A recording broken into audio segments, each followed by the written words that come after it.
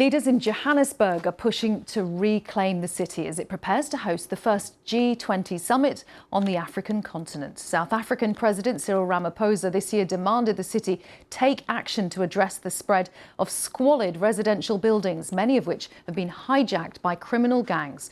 Despite the city's claims to be cracking down on crime, one former hijacker has told the BBC how gangs have bribed city officials and police to maintain their control of the blocks, as Ayana Charlie reports. Welcome to Court, a residential building in central Johannesburg. On paper, it is owned by the council. But illegal networks of so-called hijackers have sprung up, collecting rent in their place. So you charge people to live in this unit? No, there's another guy who collects that money. Another guy collects the money? It's hijacked this building. Its 300 or so residents are left to endure squalid conditions. The basement, once a car park, is down these stairs, but no one wants to take me. So this is the basement? Human waste is literally filling up the basement. You can even see old cars partly submerged in feces. So that's the smell. We use the smell. Earlier this year, South African President Cyril Ramaphosa addressed Johannesburg's readiness to host the G20. He urged the city to seize back its abandoned buildings. Those buildings should be taken, turned into living accommodation. But in the inner city alone, we have located over 100 buildings that are derelict or abandoned. Collectively, they house an estimated 10,000 families, vulnerable targets for hijackers.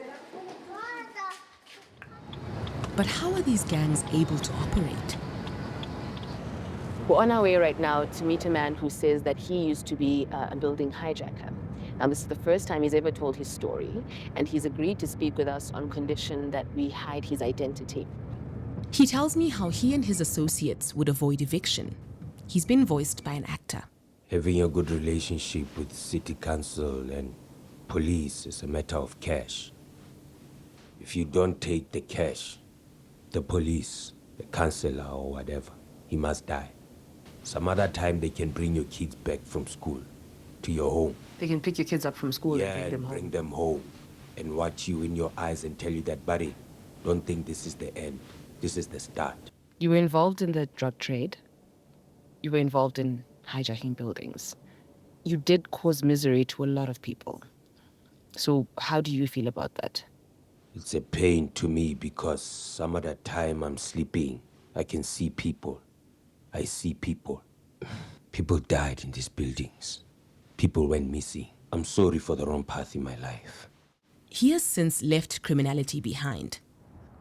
The Johannesburg police did not respond to the ex-hijackers' allegations, but we put the claims of corruption and intimidation of officials to the city authority.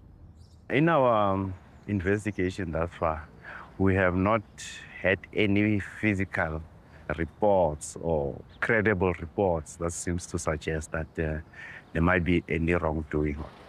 In some of the buildings, some of the things that we see there are scary, to say the least. But we will intensify our operations. The authorities also tell us that there's limited budget for evictions. In the face of such financial hurdles and gang resistance, the president's call to clean up the city ahead of the G20 feels to many like a hollow appeal.